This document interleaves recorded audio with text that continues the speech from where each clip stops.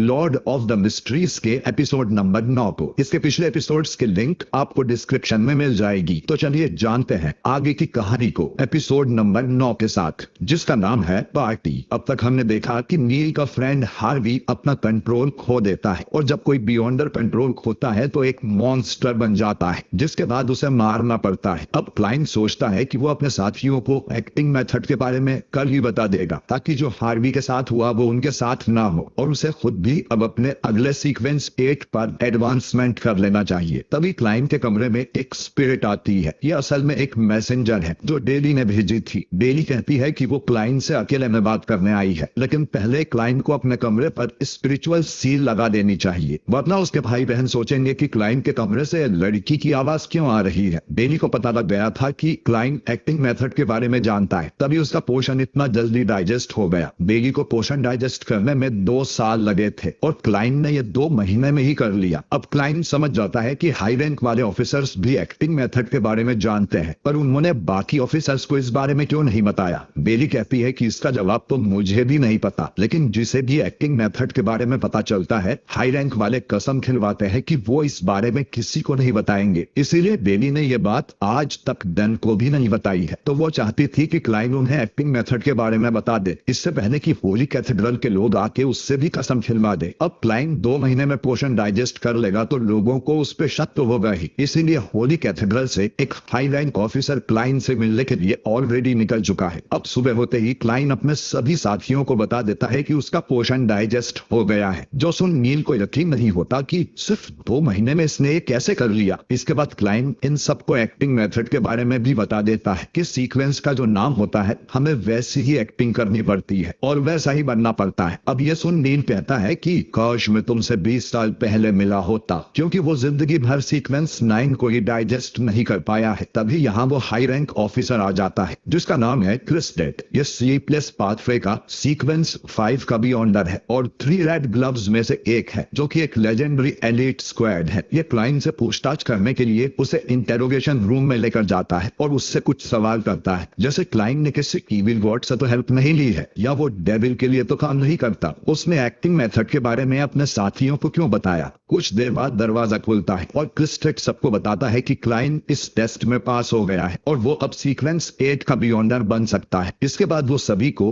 Holi sword पर हाथ रखकर शपथ लेने को बोलता है कि मैं आज के बाद एक्टिंग मेथड के बारे में किसी को नहीं बताऊंगा। अगर मैं ये शपथ तोड़ता हूं तो मुझे हर सजा मंजूर होगी। Praise the lady. इसके बाद क्लाइंट अपने सीक्वेंस 8 का पोषण बनाता है और उसे पी लेता है और उसे फिर से हॉर्नासिस फ्लैगरा सुनाई देता है। खैर, अब क्लाइंट सीक्वेंस 8 का बियॉन्डर बन गया है। क्रिस्टेट उसे बधाई देता है और उसे बताता है कि उसे जो हॉर्नासिस फ्लैगरा सुनाई दे रहा है, हो सकता है ये किसी हाई रैंक वाले बियॉन्डर का भेजा संदेश हो जो इसी पाथवे से हो, लेकिन यह काम किसी शैतान का भी हो सकता है, तो क्लाइंट को संभल के रहना होगा। इनसे वो एक बार तरफ हो गया तो अपना सारा कंट्रोल खो देगा। खैर, सीक्वेंस 8 पर आने से क्लाइंट को कुछ नई पावर्स भी मिल गई थी, जैसे उसकी स्पीड काफी बढ़ गई थी। वो रोजेन के गिराए सारे पन्ने तुरंत ही पकड़ लेता है। वो अब फ्यूचर में होने वाली चीज पहले ही प्रेडिक्ट कर सकता है, जैसे उसे पहले ही पता चल जाता है कि नील अपनी टाइट ठीक करने वाला है और वो कागज जैसी मामूली चीज को चाकू की तरफ फेंक सकता है। क्लाइंट सोचता है कि अब तो उसे अपने साथ ताश की गड्डी रखनी चाहिए। खैर, यही 3 नई पावर्स क्लाइंट को मिली है। तभी नील खांसने लगता है।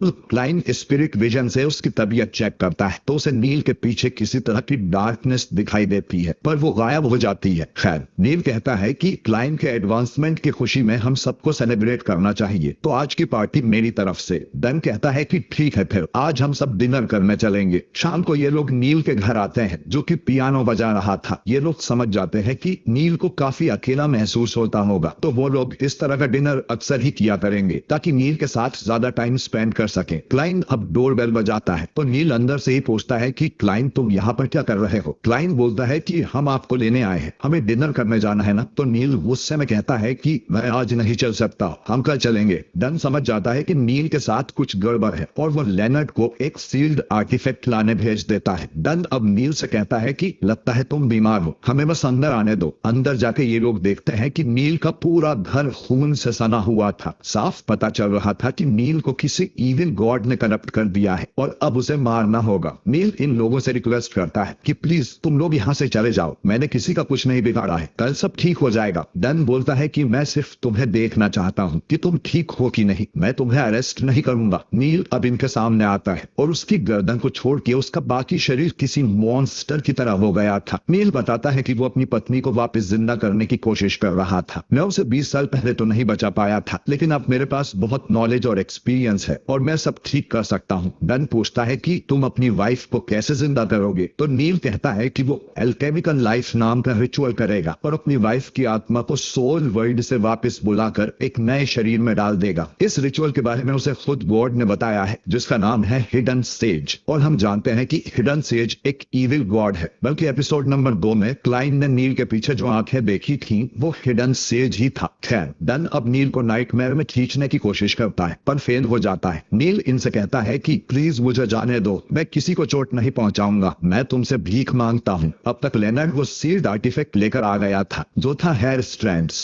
इनका इस्तेमाल कर डन नील को बांध देता है और नील को होश आता है और वो देखता है कि वो एक मॉन्स्टर बन चुका है। वो इनसे भीख मांगता है कि मुझे जाने दो, मैंने किसी का बुरा नहीं किया है। डन, तुम भूल गए मैंने एक बार तुम्हारी जान बचाई थी। रॉयल, मैंने तुम्हारी फैमिली की हेल्प की थी। क्लाइन, मैंने तुम्हें कितना कुछ सिखाया है। मैं किसी जंगल में चला जाऊंगा और कभी अपनी शक्ल नहीं दिखाऊंगा, मैं भीख मांगता हूँ, मुझे जाने दो, मुझ पे भरोसा करो। ये सुन सभी इमोशनल हो जाते हैं। क्लाइन की आंखों में आंसू थे, डन के हाथ कांप रहे थे और वो अपने दिल पे पत्थर रख के नील को गोली मार देता है। रोजेन जो पूरे टाइम बाहर खड़ी थी अंदर आके देखती है कि नील अब नहीं रहे और रोने लगती है और इसी के साथ ओल्ड नील की डेथ हो जाती है। सभी की आंखों में आंसू थे पर इनके पास और कोई रास्ता नहीं था। क्लाइन को नील की डायरी के पन्ने मिलते हैं जिसमें उसने एल्केमिकल लाइफ रिचुअल की रेसिपी लिखी हुई थी, जिसमें जिंदा लोगों का ढेर सारा खून भी शामिल था, जिसके लिए वो अपना ही ब्लड देने को तैयार था। डन नील का चश्मा उठाकर अपने पास रख लेता है। इसके बाद नील का फ्यूनरल होता है जिसमें ये नील की आत्मा की शांति के लिए प्रे करते हैं। डन कहता है कि हम रखवाले हैं लेकिन बेचारे भी, जो हमेशा खतरे और पागलपन से लड़ते रहते हैं। हम हेवन जैसी जगह में नील को अपनी वाइफ के साथ भी देखते हैं। उसने अपनी डायरी में आखिरी लाइन लिखी थी कि अगर मैं उसे बचा नहीं पाया तो मैं उसका साथ दूंगा। और ये एपिसोड यहीं